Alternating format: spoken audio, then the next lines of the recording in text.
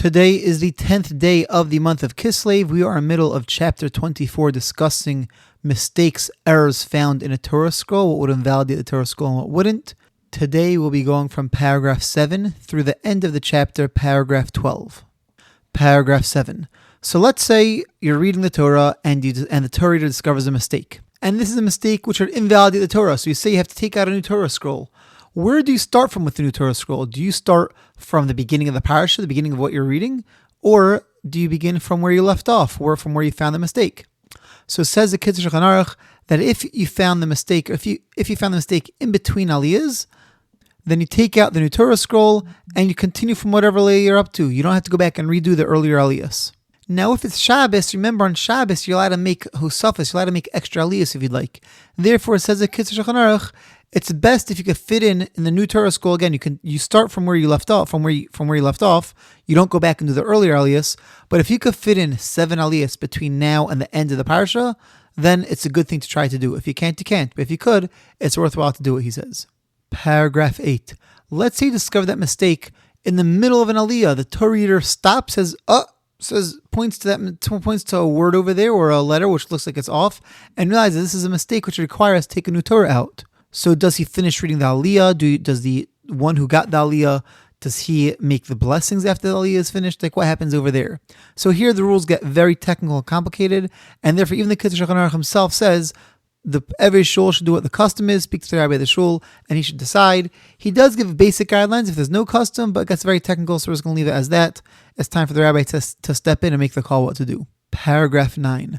Let's say the Torah reader finds a mistake, there's a mistake in the Torah, but you don't have another Torah to use.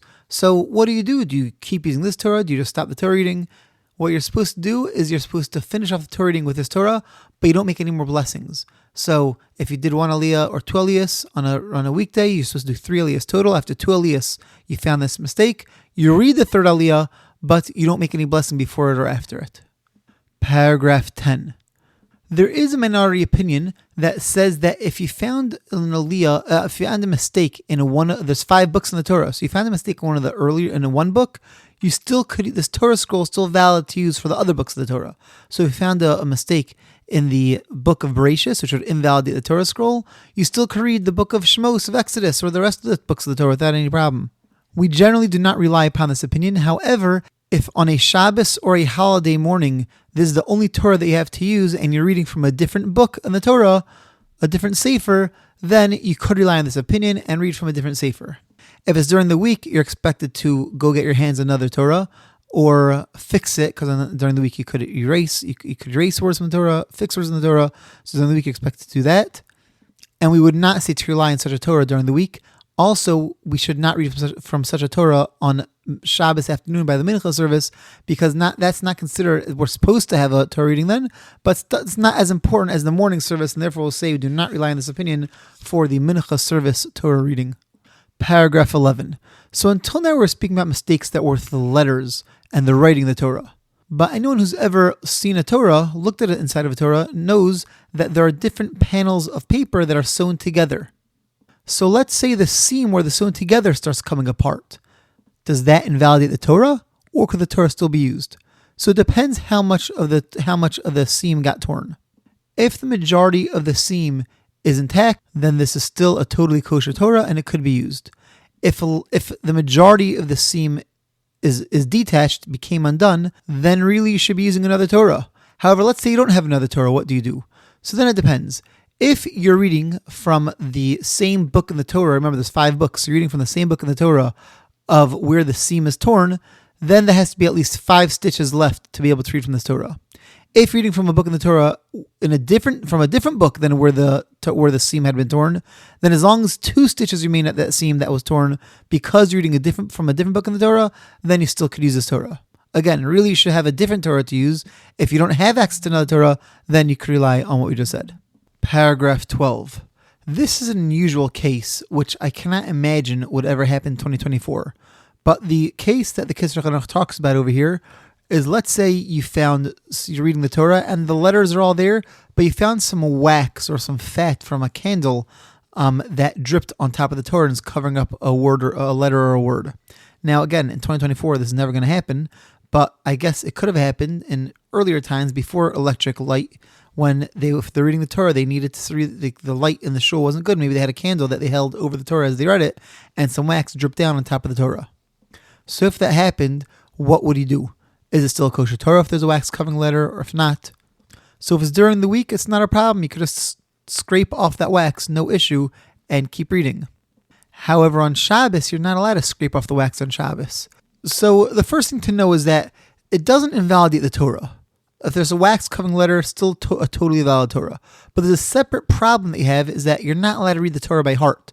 You have to read the Torah. You can't say any words by heart. So if there's a wax covering a word or a letter, you're reading that letter by heart. Which means that if the wax isn't so thick that you're able to see through, it's a thin layer of wax, you still can see through the letter, no problem. It's on Shabbos, doesn't make a difference. Leave the wax there and read the Torah, not a problem. But if the wax is so thick that you can't read the letter, and now it's on Shabbos, you can't scrape it off, now you got a problem, because now you're going to end up reading part of the Torah by heart, that letter by heart. So if the part that's covered is not part of today's parsha, you're not reading that now, then again, it's not a problem, because it doesn't validate the Torah, just it would cause you to read the Torah by heart, and you're not reading from that word anyways, because that's the earlier parsha or the later parsha, so it's not a problem. But let's say the wax is covering a word or letter that you're supposed to be reading today. Then, you're not allowed to scrape it off on Shabbos. The only solution that the Kitzer has is to kind of like bend the parchment, fold the parchment. Most people would not want to be doing this to a Torah school, because you're usually very careful with it. But if there's the only Torah that you have and you can't pull out another one, then you have to very carefully fold back the parchment to hopefully pop the wax off the Torah scroll. Now, one thing to know, even in this case, the Mishnah Berurah says that if you already started the Aliyah and then you come across a sword which has the wax on top of it, and you can't get it off on Shabbos, it's better to still finish off the Aliyah and then keep reusing this Torah scroll for the following Aliyahs. Because again, remember, the Torah scroll is still a totally valid kosher Torah scroll. The last thing that the Kitzur Shulchan Aruch mentions is that even on a weekday, if you're scraping off the wax off of the Torah scroll, you have to be really careful if the wax is covering part of the name of Hashem, one of the names of God. Because if you're scraping it off, you might accidentally, God forbid, scrape off part of the letters that form the name of God, and we can't erase the name of God. Therefore, what the Kitzur Shulchan Aruch suggests is, instead of scraping it, you should apply some heat to the back side of the parchment, which will cause the wax to melt, and you can wipe it off. Again, this paragraph 12 that we've been talking about, I can't imagine a scenario would be too practical in 2024. And I want to end off, like I mentioned in the beginning, in yesterday's episode, in the beginning of this chapter, that hopefully there'll be these rules are a bit technical. They're not so common, so it's hard to remember all the details. And this all depends. Hopefully there'll be a rabbi around. The rabbi of the shul or the synagogue will be there, and he could take care of it. It's not something that the average Jew has to know or try to remember. This concludes today's episode. Have a wonderful day, and see you tomorrow.